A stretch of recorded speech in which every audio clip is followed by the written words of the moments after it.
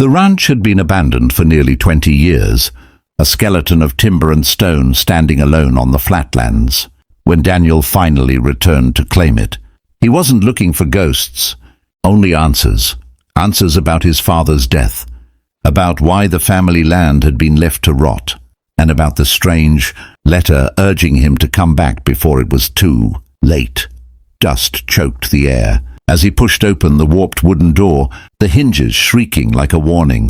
Inside, the silence was almost alive, broken only by the scuttle of something small in the shadows. The furniture remained exactly where it had been the night his father died. The broken rocking chair, the whiskey glass still cracked on the floor, the old Bible resting on the mantel. But it wasn't the familiarity that froze him. It was the figure standing in the corner, shrouded in white as if she had been waiting for him all along. Her eyes glowed faintly in the gloom, pale as winter frost, and when she spoke, her voice was both fragile and commanding, as if woven with something more than human breath. "You're going to have faith with me," she whispered. Though the word didn't feel like faith at all, it felt heavier, more dangerous, as though the language itself were twisting around a secret he wasn't ready to face. Daniel tried to speak, but the air stuck in his throat. The ranch itself seeming to close around him, walls tightening like ribs in a chest. She stepped forward, barefoot, her presence making the shadows recoil. And he noticed for the first time that she carried no age upon her face. She was untouched by time, preserved, as though the 2 decades of abandonment had meant nothing to her. "This land is not dead," she said, her eyes piercing into him, "and neither am I. But if you stay, you will have to give yourself to what waits here."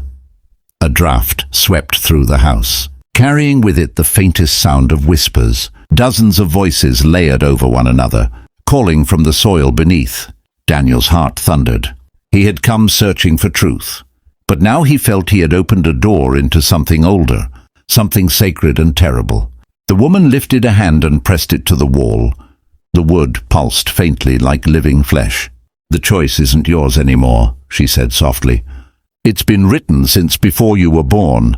Daniel staggered back, but the floor groaned under his weight, like it wanted to keep him there. Every instinct screamed at him to leave, to run, but another part, a darker, more curious part, ached to stay and hear what else this impossible woman had to say. As the lantern light flickered, throwing her figure into wavering fragments, Daniel realized the most terrifying truth of all. This was not a chance meeting. She had been waiting perhaps since the night his father died, and now it was his turn to face the pact that haunted this land. Daniel didn't sleep that night. He sat in the ranch's hollow living room with only the dying lantern for company, staring at the woman who never seemed to blink, never seemed to breathe the way a normal human would. Every so often she would tilt her head, listening to something Daniel could not hear, and then her lips would move soundlessly, like she was answering a question whispered from the dark. He wanted to demand who she was, what she wanted, but his words always fell short, as though the very air in the house had conspired to choke him. Finally, she rose and drifted toward the back door, gesturing for him to follow. Against every sane impulse, he obeyed. The cold night air cut against his skin as they stepped into the overgrown field, where weeds grew taller than his knees, and the earth felt spongy underfoot. The woman stopped suddenly, turned, and whispered, "Your father dug too deep." She crouched low and brushed away the tangled grass, revealing a section of soil that glowed faintly, as if moonlight were bleeding up from beneath. Daniel froze as he saw the ground ripple. Yes, ripple, like water in a pond disturbed by an invisible stone. A low hum rose from below, vibrating through his bones, and he staggered back. "What is that?" he demanded, but she only smiled with an unsettling serenity. "It is the womb of this land. It is the beginning and the end. It chose you long before you were born." His father's voice echoed in his mind, the way he used to mutter after a few drinks about the price paid to keep the ranch alive. Could this have been what he meant? The woman's expression hardened. He tried to escape his duty. That is why the land took him. "Now it waits for you."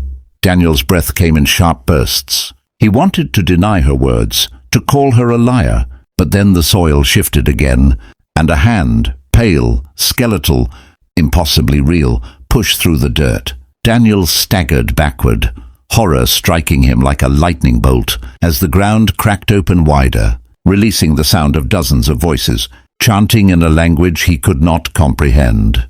The woman stepped closer to the hand, knelt beside it, and kissed its brittle fingers as though greeting an old friend.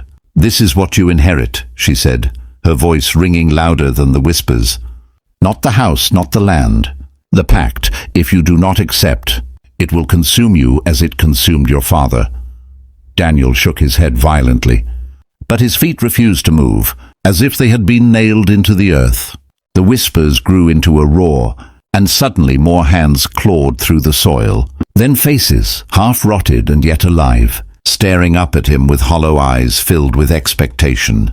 He had thought he was returning to a broken ranch, but now he knew he had stepped into something far older than his bloodline, something that demanded not just loyalty but sacrifice.